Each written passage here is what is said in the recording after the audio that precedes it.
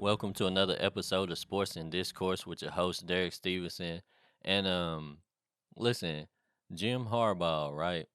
So there's always been little rumblings of him maybe returning to the NFL. Um, some people think he should strike while the iron's hot. He's doing some good things up in Michigan. He's kind of hot right now. Michigan had a chance, to play for a national championship this year.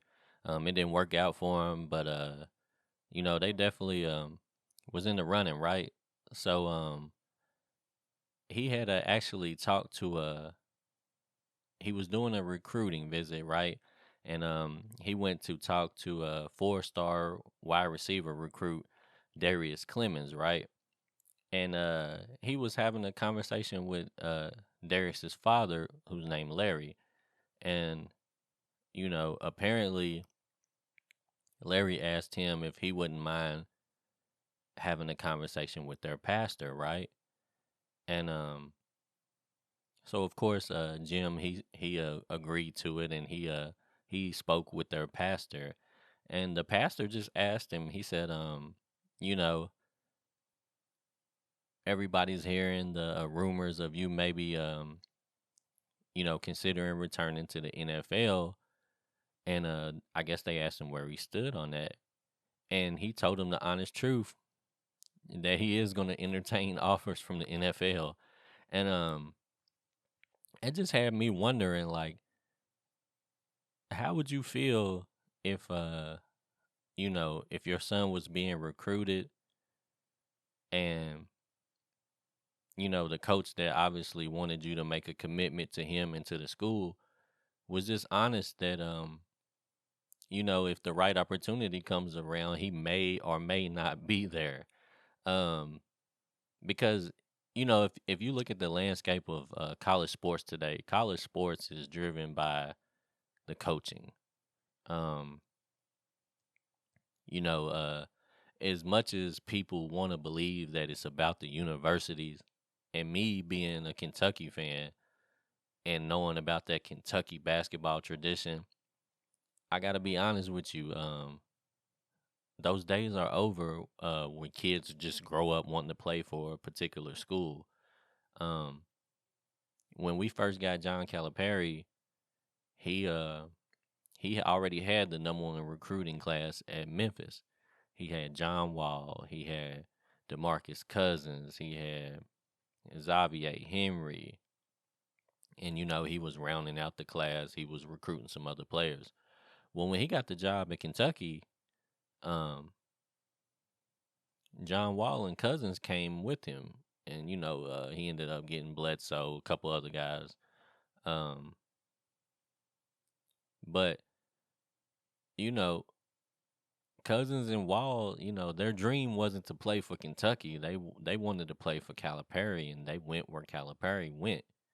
And in football, it's going to work the same way. Just like everybody wants to go to Alabama to play for Nick Saban. Um, at this point, Saban has proven that if you go to Alabama, you pretty much are guaranteed to play for a championship at some point in your 4 years there. You might not win one. I think this might be the first group that didn't win a championship. Um, but in most cases, you're gonna at least play for a championship. And it's not, not to take anything away from Alabama, but it's not really Alabama. It's Nick Saban, right?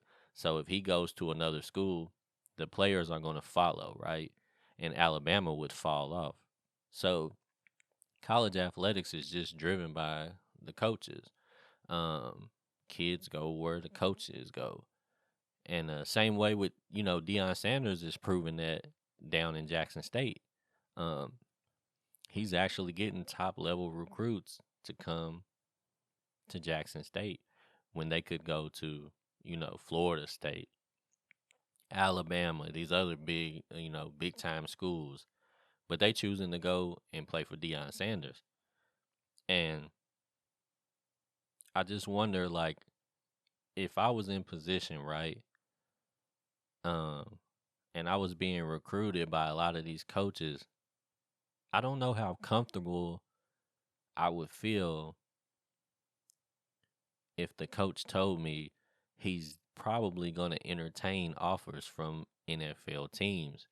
Um, just because you entertain something doesn't necessarily mean you will take it. Um, you know, the same with anything. Like you might be looking for a job opportunity and you might go have a few meetings and you might decide that none of those meetings wowed you enough to make you want to leave the current position that you're at. Um, so entertaining offers doesn't necessarily mean you're taking offers, but it would be kind of hard for me to want to trust in a coach um that he's going to be there for me. Now I know this new transfer portal is definitely going to make it a little, you know, it probably makes players feel a little more comfortable, right? Because honestly, you could just tell a coach, or a coach could tell a kid like, "Hey, listen, I'm about to take this job over here, but I've been grooming you to be my quarterback. You know my system. You be ready to run it next year. Come with me, right?" And the kid may or may not do that. He may want to stay where he's at, um, or he may leave. It would at least be up to the kid. He would have a decision, where he could follow if he wanted to, right? But still, I just wonder how that's going to affect his recruiting, because it'd be one thing if he was taking another college opportunity, right? And the kid could just go with them. But when you talking about leaving college altogether and you talking about, returning to the NFL, then you kind of just leaving the kid stuck, right? And I mean, I'm glad he didn't lie to the pastor. Like, the pastor asked him and he told the pastor the truth. But I just wonder, like, you know, how is it gonna play with the rest of the players that he's recruiting, man? Because I just feel like, me personally, man, it would make me a little cautious, man. Like I might start